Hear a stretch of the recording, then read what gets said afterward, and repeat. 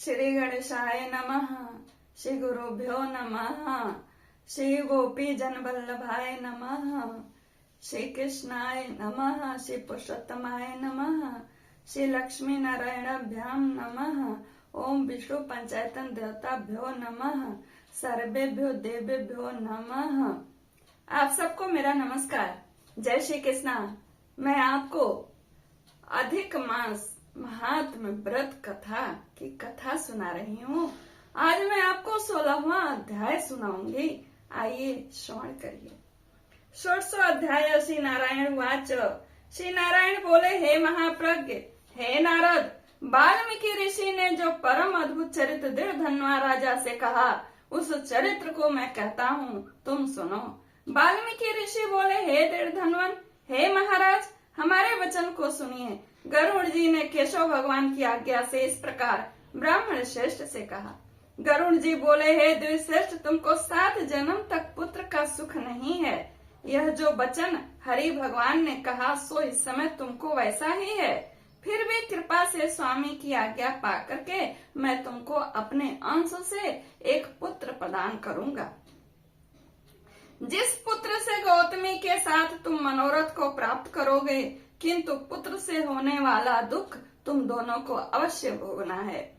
हे द्विज शार्दुल, तुम धन्य हो जो तुम्हारी बुद्धि हरि भगवान में हुई। हरि भक्ति सकाम हो अथवा निष्काम हो, हरि भगवान को दोनों प्रिय हैं। मनुष्यों का शरीर जल के बुदबुदे के समान क्षण भर में ही नाशवान होता है, नाश होने वाला है। उस शरीर को प्राप्त कर जो हृदय में हरि को स्मरण करते हुए जब तप करते हैं, उनका जीवन धन्य है। यदि यह हरि भगवान की ही कृपा से मैंने तुमको पुत्र दिया है, मन में श्री हरि को धारण कर सुख पूर्वक विचारो और उदासीन भाव से संसार के सुख को भोगो। वाल्मीकि ऋषि बोले, गौतमी और सुदेव दोनों स्त्री पुरुष को देखते देखते उत्तम वर को देकर उसी समय गरुड़ पर सवार होकर के श्री हरि अपने वैकुंठ लोक को गए। सुदेव शर्मा भी स्त्री के साथ अपने मन के अनुसार पुत्र रूप वर पा करके गृहस्थ घर में आया। उस नदी के तपश्चर्या करने गया था ना, तो वहां से वह अपने घर आए और गृहस्थाश्रम के सुख को भोगने लगे। कुछ समय बाद सुदेव शर्मा जी की पत्नी जो थी गौतमी, वह गर्भ से रही और 10वां महीना प्राप्त होते हुई एक पुत्र रत्न को जन्म दिया। प्रसूति काल आने पर गौतमी ने उत्तम पुत्र को पैदा किया और पुत्र होने के बाद सुदेव शर्मा बहुत प्रसन्न हुए। श्रेष्ठ ब्राह्मणों को बुलाकर जातम कर्म किया और नाना प्रकार के स्नान करके ब्राह्मण श्रेष्ठ सुदेव ने उन ब्राह्मणों को बहुत दान दिया।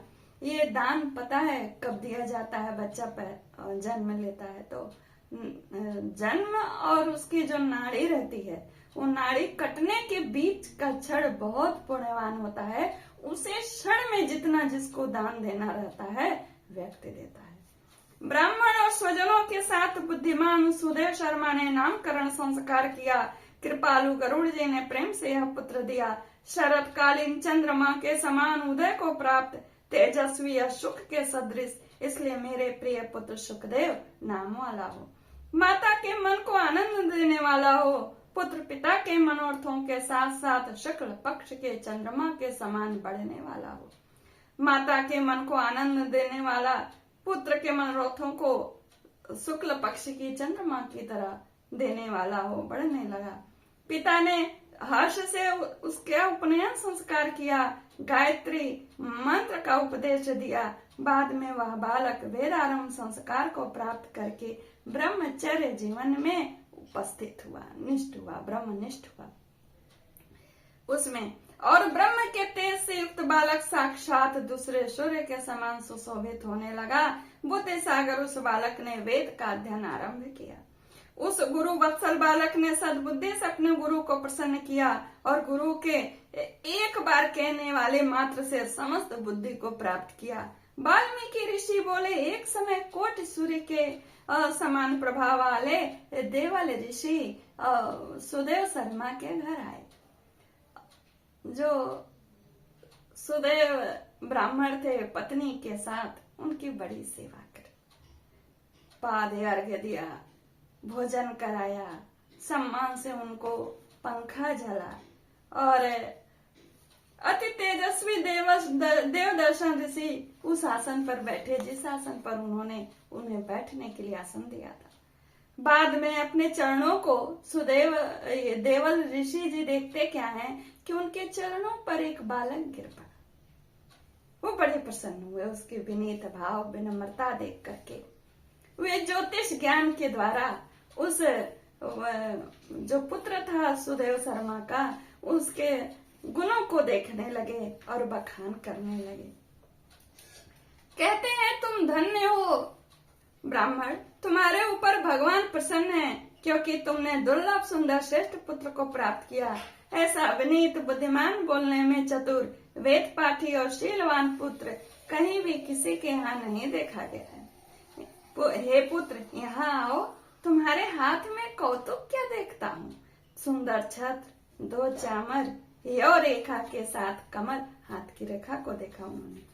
जानू तक लटकने वाले हाथी के सूंड के समान ये तुम्हारे हाथ, कान तक फैले हुए तुम्हारे विशाल नेत्र, शरीर गोल आकार का, त्रिवल्ली से युक्त पेट। इस प्रकार उस बालक के विषय में कहकर उस ब्राह्मण को उत्कंठित देखकर देवल ऋषि फिर बोले, अहो सुदेव, यह तुम्हारा लड़का गुणों का समुद्र है। कंधा और कोंक का संध्या स्थान गुड़ है। शंख के समान उतार चढ़ाव युक्त गला वाला, चिक्कड़ टेढ़े शरीर, सिर के बाल वाला, मतलब घुंघराले, ऊंची छाती, लंबी गर्दन, बराबर कान, बैल के समान कंधा, इस तरह समस्त लक्षणों से युक्त यह पुत्र श्रेष्ठ भाग्य का निधि है। एक ही बात इसका बहुत बड़ा दोष है जिससे सब व्यर्थ हो गया।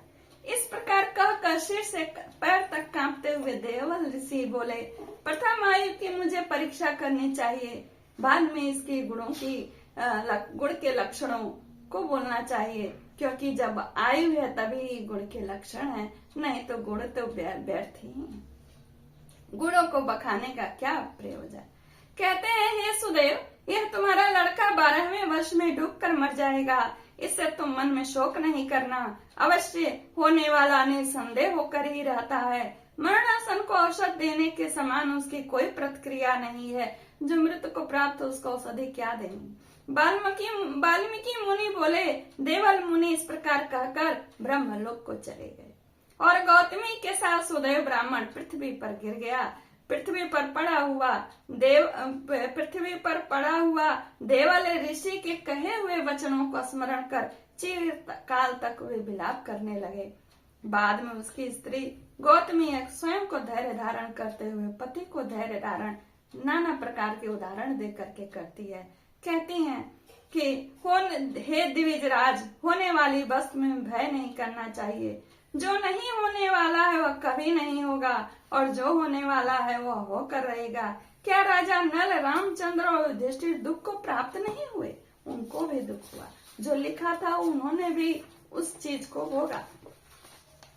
कहती है, राजा बलि भी बंधन को प्राप्त हुआ, यादव नाश को प्राप्त हुए, हिरण्याक्ष कठिन वध को प्राप्त हुआ, वृतासुर भी मृत्यु को प्राप्त हुआ, सहस्ता अर्जुन का सिर काटा गया, रावण के भी सिर काटे गए।